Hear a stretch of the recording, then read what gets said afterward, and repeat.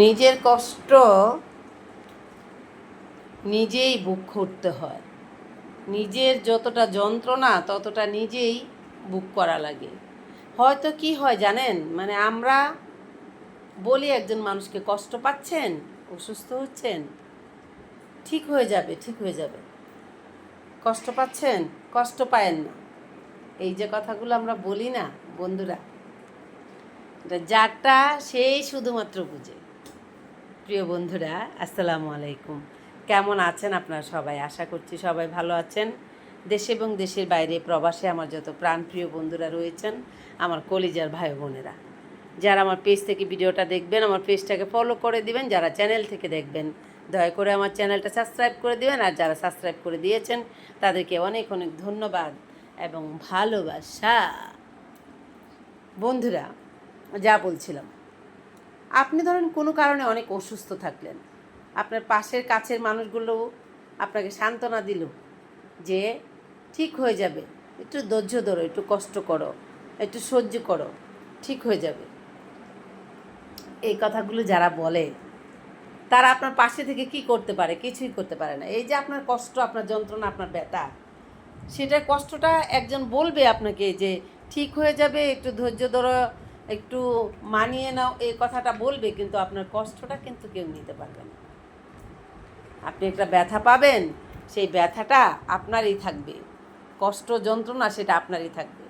আপনার একটা হাত পুড়ে যাবে, চারজন মানুষ এসে আপনাকে সান্ত্বনা দিবে, কিন্তু ওই আপনার হাত পোড়ার যে যন্ত্রণাটা হচ্ছে সেটা কেউ নিতে পারবে না। ঠিক তেমনি করে মানুষের জীবনের কষ্ট, দুঃখ, যন্ত্রণা, ব্যথা, সেগুলো হচ্ছে নিজেরটা নিজেই একমাত্র মানুষ বুঝতে পারে, ফিল করতে পারে যে সে কতটা কষ্টে আছে, আবার সে কতটা কষ্ট পাচ্ছে, তার মধ্যে দিয়ে কি যাচ্ছে, আর সে কতটা যন্ত্রণার মধ্যে দিয়ে কাটাচ্ছে।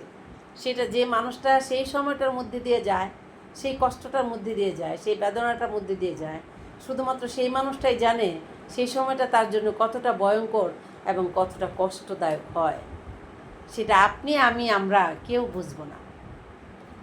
যার দরদ শুধুমাত্র সেই বুঝবে, যার ব্যথা শুধুমাত্র সেই বুঝবে যে তার ব্যথার কতটা যন্ত্রণা। প্রিয় বন্ধুরা, বড়দের জন্য আমার তরফ থেকে রইল সালাম, আর ছোটদের জন্য রইল এক ভোগ ভালোবাসা।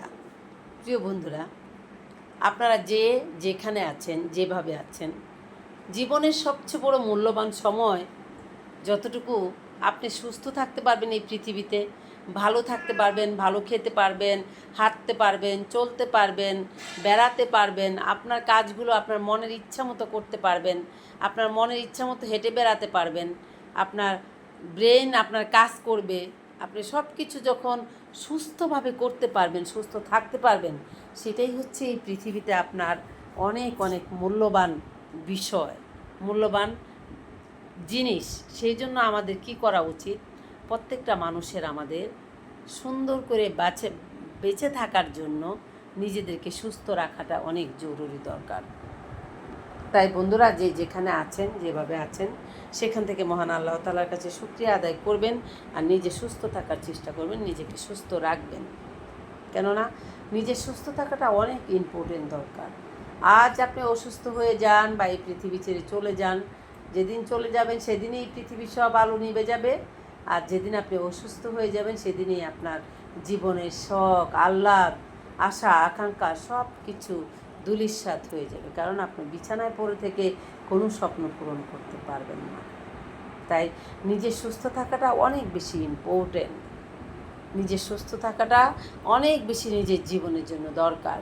সেজন্য নিজেকে সুস্থ রাখুন, নিজের প্রতি খেয়াল রাখুন, নিজেকে ভালোবাসুন, আর অনেক অনেক বেশি ভালো ভালো ছোটো ছোটো কাজগুলো করেন আখেরাতে ভালো থাকার জন্য। আখেরাতটাই হচ্ছে আমাদের জীবনের অনেক বেশি দরকারি জিনিস। এই পৃথিবীতে আমরা আসিছি কিছু দিনের জন্য, ক্ষণিকের জন্য। এই পৃথিবীর আমরা কয়দিন থাকবো, যে কয়দিন থাকবো সেই কয়দিন হয়তো আমরা এই পৃথিবীতে চলে ফিরে খাওয়া দাওয়া করব, ঠিক কাজ করব, ভুল কাজ করব, কিন্তু আমাদের আসল জায়গা হচ্ছে আখেরাত। আখেরাতের জন্য আমরা কিছু কিছু জিনিস, আমলনামা, ভালো ভালো কাজ, ছোটো ছোটো নেক পুণ্যগুলো, সেগুলো যেন আমরা আখেরাতের জন্য করি, তাহলেই আমরা আখেরাতে ভালো থাকতে পারবো। তো বন্ধুরা, প্রিয় বন্ধুরা, আপনারা সবাই অনেক অনেক ভালো থাকবেন আর আমাকে অনেক অনেক বেশি ভালোবাসা দিবেন, আমাকে আগলে রাখবেন। আপনাদের মাঝে যেন আমি প্রতিনিয়তই ভালো ভালো কথা, রিয়েলিটি, গল্প, স্টোরি সেসব তুলে ধরতে পারি।